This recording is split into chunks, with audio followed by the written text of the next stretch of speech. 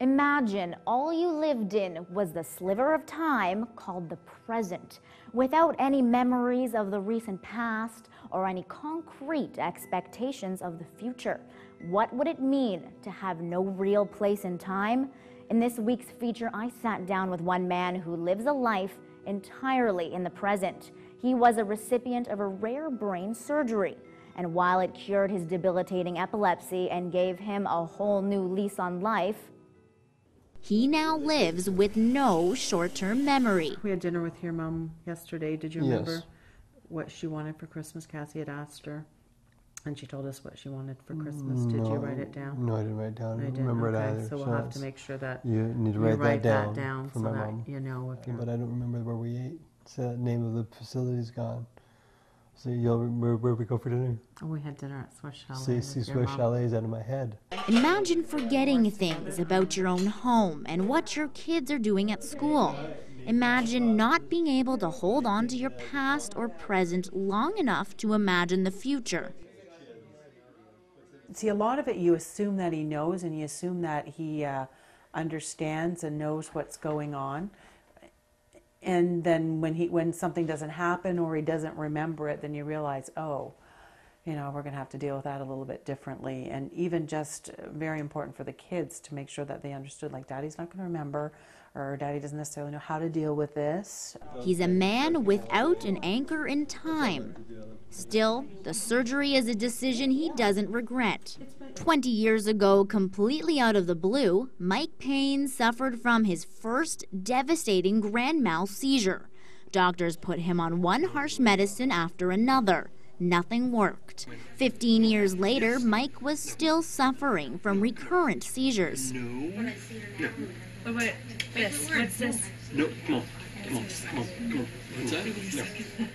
They were terrified. After that, they didn't want to be home alone with Dad. They didn't want to go anywhere with Dad. So that was tough to do. They wanted Mom to be there all the time. And it's hard to do when you're, you know, have a job and a career and to be around. It's frightening, and always waiting when the phone rings and it's a call from home. You know, what's happening? Is it, you know, is Mike had a seizure? He had a hard-to-treat form of temporal lobe epilepsy. But neurosurgeon Dr. Andrew Parent was perplexed. No treatment was helping. They decided to open up the brain and conduct one last slew of thorough testing.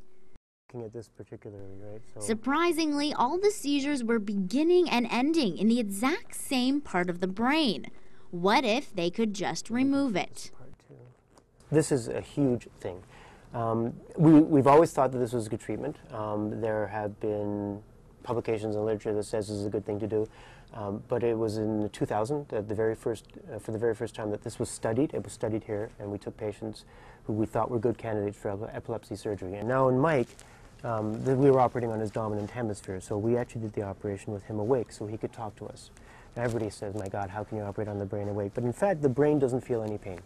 Scalp feels pain, so what we do is we put some freezing in the scalp, and it's no different than having a few stitches put in your scalp. If we freeze the scalp well, we can cut it completely open, we can remove the bone, we can expose this part of the brain with Mike lying down on the table and being able to talk to us through the entire time. It's only done in a few hospitals around the world. Mike knew what he was in for. Surgery, and the people who have had surgery, about 50% of them were still having seizures. So even though they had surgery and have something removed, or a piece of the brain removed, they still had surgeries after that. Also, some people who had surgery aren't living today. They died during the surgery. Some people were paralyzed. Some people lost parts of their motion. Some people lost the ability to talk or remember anything.